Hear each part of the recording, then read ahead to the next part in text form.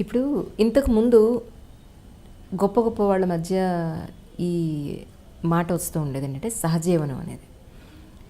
ఒక film industry వాళ్ళకు లేదంటే ఒక బిజినెస్ మ్యాన్స్కు పెళ్ళి కాకుండాను పెళ్ళైన తర్వాత కూడా భార్య పిల్లలు ఉండగా వేరే వాళ్ళతో సహజీవనం చేయడము ఇలా ఉండేది. ఇప్పుడు ఆ సహజీవనం అనేది సామాన్యమైన ప్రజల వరకు కూడా వచ్చేసిందని అనుకోవచ్చు. ఎందుకంటే చాలా విషయాలు చూస్తూ ఉన్నాం.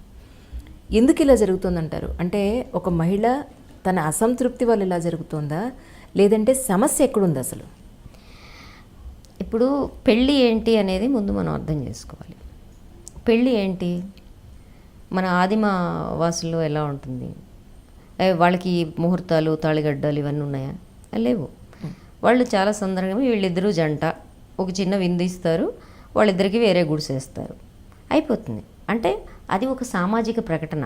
వీళ్ళిద్దరూ ఒక జంటగా కలిసి బతుకుతున్నారు. ఈ సామాజిక ప్రకటన ఎందుకు అవసరమైంది మానవ సమాజంలో అంటే పిల్లలు వస్తారు, పిల్లలు వాళ్ళకి సంబంధించిన వాళ్ళు మాత్రమే, వ్యక్తిగత విషయం కాదు, అది సమాజానికి సంబంధించిన విషయం. ఈ సమాజానికి సంబంధించిన విషయాల్లో కేవలం నీ మనుషులకు సంబంధించిన సంబంధాలే ఉండవు. నువ్వు తయారు చేసే వస్తువులు, నువ్వు సాగు చేసే వ్యవసాయం, వీటికి సంబంధించిన సంబంధాలు కూడా ఉంటాయి. కాబట్టి నీ సంబంధాల స్థాయిని దాటెళ్ళి మానవ సంబంధాల స్థాయిని దాటెళ్ళినప్పుడు అవి సామాజిక సంబంధాలు అవుతాయి. ఈ సామాజిక సంబంధాల్లోకి నువ్వు వచ్చినప్పుడు అది సమాజానికి సంబంధించిన అంశంగా అవుతుంది. కాబట్టి నువ్వు ఒక సామాజిక ప్రకటన చేయమన్నావు. సమాజానికి నియమాలు నిబంధనలన్నీ ఎవరు పెట్టారు? మనకి మనం పెట్టుకున్నవే కదా. కాబట్టి ఈ నిబంధనలు బాగాలేదు అనుకుంటే మార్చుకోవడం కూడా మన పనే కదా. అయితే ఒకటి ఉంది, మీరు చెప్పిన దాంట్లో మనుషులు, స్త్రీ పురుషులు సహజీవనం చేయడం వల్లనే, అది పెళ్ళి అయినా కాకపోయినా సహజీవనమే చేసేది, కలిసే బతుకుతారు. అవును. పెళ్ళి ప్రకటన చేసి లేకపోతే మతాచారాల ప్రకారం చేసుకుని చేయడమే పెళ్ళి అంటారా? సహజీవనం కాదు. నేను ప్రకటించదలుచుకోలేదు, వెళ్ళండి, గుడ్, కలిసి బతకండి అంటే దీనికి కారణం ఉంది. పెళ్ళి అనే దానికి కొంత ఆర్థిక కోణం ఉంది. మనం ఏం చెప్తామంటే ఇప్పుడు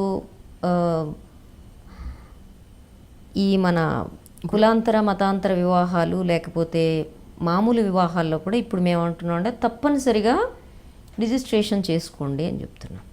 ఎందుకంటే దీనికి ఒక లీగాలిటీ, చట్టపరమైన సమస్యలు కూడా ఉన్నాయి.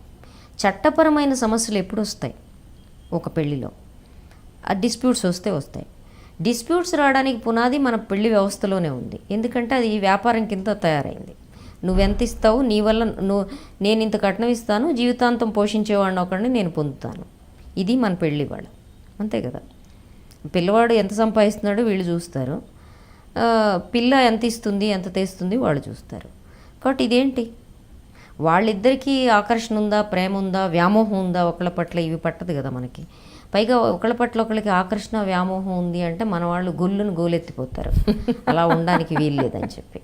అరే, సంసారం చేయాల్సిన ఆడది మగాడి మధ్య ఆకర్షణను వ్యామోహం లేకపోతే తట్టుకోలేనంత వ్యామోహం ఉండాలి అసలు న్యాయానికి. నేను ఈ అమ్మాయి లేకపోతే నేను బతకలేను, వీళ్ళు లేకపోతే నేను బతకలేను అని వాళ్ళిద్దరు అనుకునేంత వ్యామోహం ఉండాలి ఒకళ్ళ పట్ల ఒకళ్ళకి. అసలు అది పలకడమే పాపం కింద మన వాళ్ళు భావిస్తే ఇంకేం చేయాలి చెప్పండి. కాబట్టి స్త్రీ పురుషులకి ఒకళ్ళ మధ్య ఒకళ్ళకి వ్యామోహం ఉండటం, నువ్వు నన్ను పోషించగలవా, నువ్వు గ్యారంటీ లెటర్ నువ్వు రాసిస్తావా నేను రాసిస్తానా అనే వ్యాపార బంధం కంటే మంచిదని నేను అనుకుంటాను. కానీ ఎప్పుడైతే పెళ్ళి అనే మత కుల రిజిస్ట్రేషన్ వ్యవహారంలో ఎప్పుడైతే ఈ ఒప్పందం ఉంటుందో, నిన్ను నన్ను పోషించుకునే ఒప్పందం ఏదైతే ఉంటుందో, ఇది ఆర్థిక ఒప్పందం. ఈ ఆర్థిక ఒప్పందం విచ్ఛిన్నం అయినప్పుడు, తప్పనిసరిగా విచ్ఛిన్నం అవుతుంది అనుకున్నప్పుడు, లేకపోతే అది కొనసాగుతున్నప్పుడు దానికి లీగాలిటీ అవసరం, చట్టబద్ధత అవసరం. ఆర్థిక సంబంధం లేనప్పుడు దానికి చట్టబద్ధత కంపల్సరీ కాదు. నీకు నాకు చచ్చేట్టు ప్రేమ ఉంది, మన ఇద్దరం కలిసి బతకదలుచుకున్నాం, వచ్చే ఫలితాలని మన ఇద్దరం కలిసి భరించడానికి సిద్ధంగా ఉన్నాం, ఓకే కలిసి బతుకుదాం. మరి ఒకవేళ మనం కలిసి బతకడం సాధ్యం కాకపోతే, దీంట్లో నీకు సంబంధించి నువ్వు నన్ను పోషించడం లేకపోతే నేను నీ జీవితానికి గ్యారంటీగా ఉండటం అనే అంశాలు ఉన్నాయా లేవా? లేవు. నా జీవితానికి నేనే బాధ్యురాలని, నీ జీవితానికి నువ్వే బాధ్యుడివి అనే అవగాహన ఉందనుకోండి, అప్పుడు ఎందుకని జనం గోలెత్తిపోవాలో నాకు అర్థం కావట్లేదు. వాళ్ళకి అవగాహన ఉంది, చేసుకుంటున్నారు, కలిసి బతుకుతున్నారు, వెళ్ళండి గుడ్. అట్లాంటప్పుడు వాళ్ళ సహజీవనంలో ఆర్థిక సమస్యలు ఏమీ లేనప్పుడు చట్టబద్ధత అవసరం లేదు. ఇప్పుడు నా జీవితంలో నేను చట్టబద్ధత నా అవసరం అని నేను అనుకోలేదు. మరి దీన్ని ఏమంటారు? ఇది నువ్వు మతం ప్రకారం చేసుకోలేదు కాబట్టి, మంత్రాలు చదవలేదు కాబట్టి, నువ్వేమి వేసుకోవు కాబట్టి దీన్ని ఏమంటారు? సహజీవనం అంటారు. మీరు ఏమన్నా అనుకోండి. మీరు పెళ్ళికి వ్యతిరేకం అని అనుకోవచ్చా? నేను పెళ్ళికి వ్యతిరేకం కాదు, కానీ ఈ కంపల్సరీ పెళ్ళిళ్ళు ఏవైతే వ్యాపారంగా జరుగుతున్నాయో అవి సమాజానికి మంచివి కాదని అనుకుంటాను. దానివల్లే ఇన్ని సమస్యలు వస్తున్నాయి కుటుంబాల్లో అనుకుంటున్నాను. ఇష్టం లేని, అంటే ఇష్టపడని, ఇష్టం ఉందో లేదో కూడా తెలియని పరిస్థితుల్లో పెళ్ళిళ్ళు చేసుకోవడం వల్లే లక్ష సమస్యలు వస్తాయి. మీరు ఇష్టపడే చేసుకున్నారా? మీ వారు కూడా మీ పార్టీ మీరు ఎక్కడైతే పనిచేస్తున్నారో పూర్తిగా ఇష్టపడి చేసుకున్నాం కాబట్టి మాకు సంబంధించిన మొత్తం వ్యవహారాలు క్లియర్ కట్గా ఉన్నాయి. పూర్తి స్వేచ్ఛా స్వతంత్రాలతో పూర్తిగా బుర్ర ఉపయోగించి చేసుకున్నాం, ఇష్టపడి చేసుకున్నాం. కాబట్టి కష్టమైన నష్టమైన కలిసి భరిస్తున్నాం. As simple. దీంట్లో కంపల్షన్స్ ఏం లేవు. ఎంత కంపల్షన్లోనే ఉండేవారు అని చెప్పారు. అవునండి. తను సోషల్ వర్క్ చేసినా తను కూడా నాటకాల మనిషి. తను ప్రజానాట్య మండలిలో చేశాడు, పార్టీలో చేశారు. ఇద్దరం ఒకే సమయంలో బయటకు వచ్చాం. తర్వాత ఇప్పుడు ఈ రోజుల్లో మనం చూసినట్టయితే పేపర్లో చూసిన, టీవీ ఛానల్స్లో చూసిన ఇల్లీగల్ రిలేషన్ అనేది చాలా ఎక్కువ కనపడుతుంది. ఇల్లీగల్ కాదు, extra marital. Yes. So whatever, ఇప్పుడు మీ ఎక్స్ట్రా మ్యారిటల్ అని ఎందుకు అంటున్నానంటే, ఎక్స్ట్రా మ్యారిటల్ అయిన ప్రతిదీ ఇల్లీగల్ కాదు. అంటే ఒక ఇష్టపడిన స్త్రీ పురుషులు ఇద్దరు కలిసి బతకడంలో చట్ట వ్యతిరేకత ఏమీ లేదు. ఒక అతనితో మ్యారేజ్ దానికి వేరే అతనితో చేయడం ఇల్లీగల్ కాదు. ఒక ఇష్టపడిన స్త్రీ పురుషులు వాళ్ళు శారీరక సంబంధం పెట్టుకోవడం చట్ట వ్యతిరేకం కాదు. అది చట్ట వ్యతిరేకం ఎప్పుడవుతుంది అంటే వాళ్ళిద్దరూ డబ్బు ట్రాన్సాక్షన్ జరిగితే అది చట్ట వ్యతిరేకం అవుతుంది.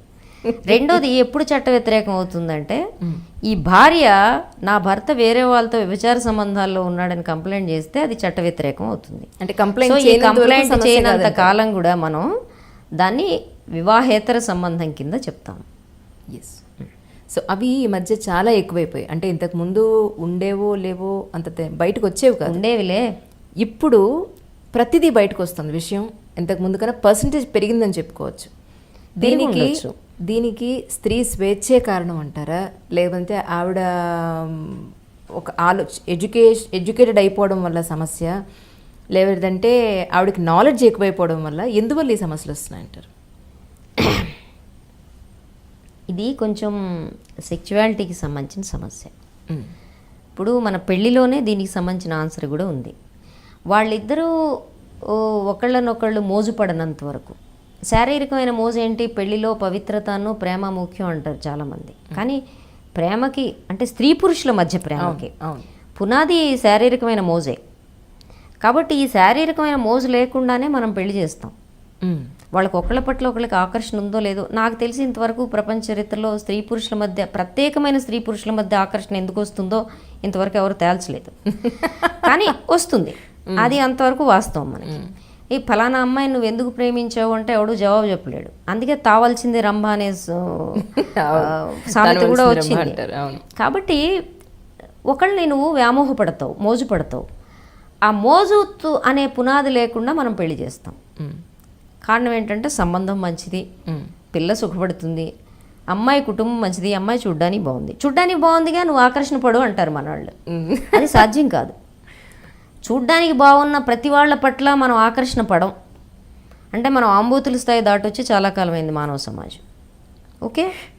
కాబట్టి నీకు కొన్ని ప్రత్యేకతలు, మనిషి అంటే ఏంటి, నేను ప్రత్యేకంగా ఈమెని ఇష్టపడుతున్నాను, ప్రత్యేకంగా ఇతన్ని ఇష్టపడుతున్నాను, ఇది చాలా ఎసెన్షియల్ పెళ్లిలో. దీన్నే మనం ఒప్పుకోవట్లేదు, దానివల్ల పెళ్లి చేసేస్తున్నాం అనేక ఇతర కారణాల వల్ల. ఇది పునాదిగా ఉండి చేసుకోవాల్సింది మానేసి ఇది కాకుండా మిగిలిన అన్ని కారణాల వల్ల పెళ్లి చేస్తున్నాం. పెళ్ళై నాకేమవుతుంది అంటే దీనివల్లే విడాకులు, అసలు వేరే వాళ్ళ పట్ల ఆకర్షణ ఏర్పడుతుంది, వ్యామోహం ఏర్పడుతుంది. అప్పుడేం చేయాలి అంటే నేను వివాహేతర సంబంధాలను సమర్థిస్తున్నాను కాదు, నీ పెళ్లి చేయడంలోనే వివాహేతర సంబంధాల పునాది ఉంది అని చెప్తున్నా.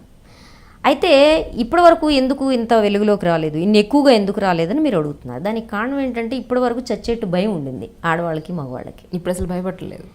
ఏ భయం అది? నువ్వు గ్రామీణ వాతావరణంలో ఉన్నప్పుడు అందరూ చెప్పుకుంటారు, కుటుంబం పరుగు పోతుంది, ఇలాంటివన్నీ ఉన్నాయి.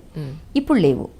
రెండోది ఏంటంటే, ఈ పెళ్ళి నాకు ఇలా చేసి నా జీవితాంతం ఇట్టనే బతకాలా, నా కర్మ ఇంతేనా, ఈ కర్మ ఇలానే ఎందుకు ఉండాలి, నేను కొంచెం ఎలా అయితే ఏమవుతుంది అనే కట్టుబాట్ల సడలింపు ఎప్పుడైతే మనిషి మనసులో ప్రవేశించిందో తప్పనిసరిగా నువ్వు ఒక్కసారి చూద్దాంలే, ఏం తప్పేంటి, నేను మాత్రం సుఖపడకూడదా, ఇలాంటి ఆలోచనలు.